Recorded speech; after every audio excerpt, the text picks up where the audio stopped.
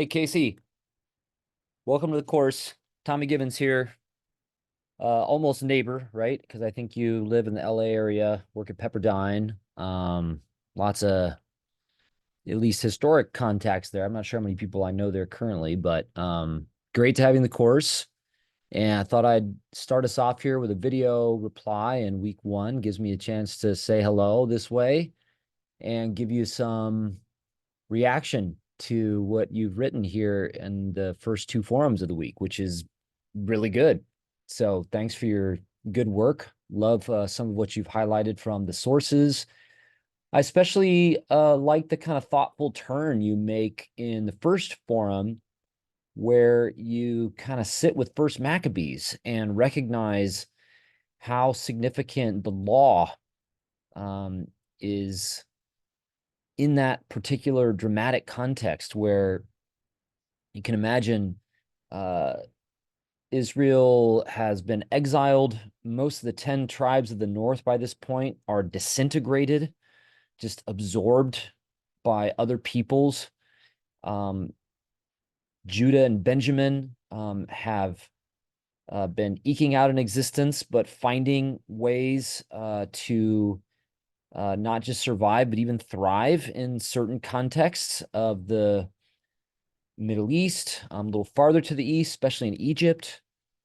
But again, find themselves in the Maccabees invaded by uh, powerful Greek empire now for generations, occupying the land, oppressing the people, basically trying to press them into the service of Greek imperial designs, political, economic purposes that they have.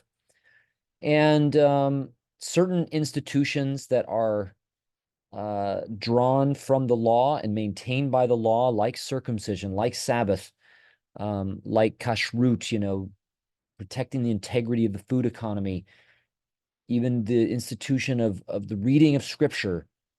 These are all targeted by Antiochus's regime as the organs of the Jewish community's life in that part of the Fertile Crescent. And if they manage to destroy those organs, including the institution of circumcision, then they have a better chance of getting these people to be absorbed, basically, by the um, larger populations and to cease to be an impediment to the Seleucid Greek imperial program.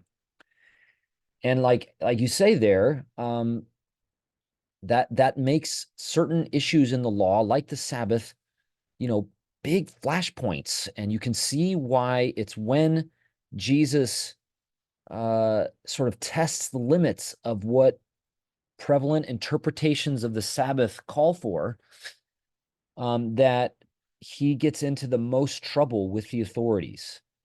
And they conspire to destroy him, we're told in Matthew 12.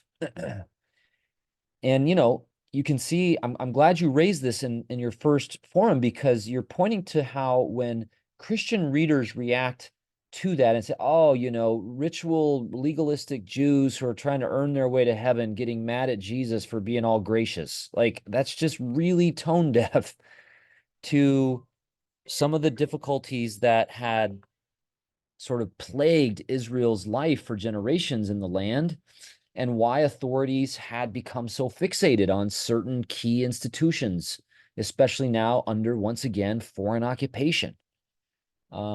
So that's just a great observation. Thanks for that thoughtful turn there in your post. You also noted, even though this was already familiar to you, that the vision of Israel as a blessing for all the peoples of the world lies deep in Israel's memory. This isn't something that Jesus has to teach or introduce. Um, and that's where I find myself bristling a little bit at some of what some of the commentators say. Keener, for example, I know this is one that you've been using.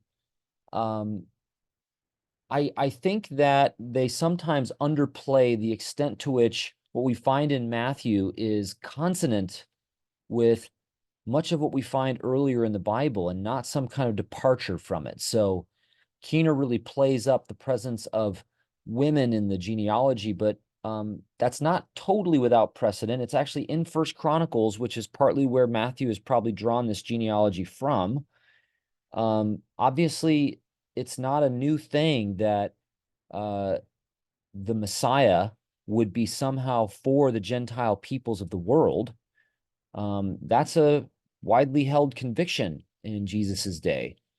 What is maybe more of a challenge is how Jesus teaches the law, how he teaches the way that his people are to relate to Gentile peoples of the world, that sort of thing. And we should probably remember that, Jesus does get into various kinds of conflict with people in his generation. But by the time he gets to Jerusalem in Matthew 21, he is an extremely popular figure with the kind of following and enthusiasm about him as a prophet that is a threat to the established government there in Jerusalem.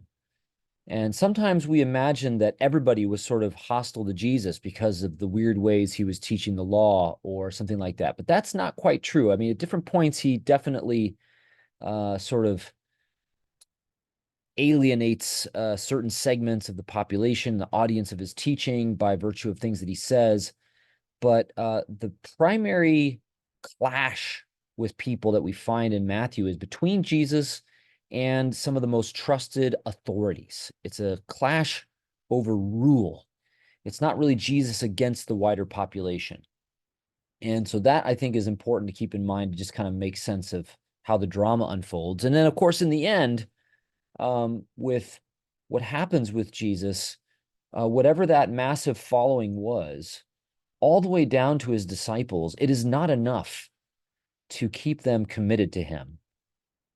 When he is arrested, it's because he's been betrayed by one of his own, and all of his closest disciples and friends desert him.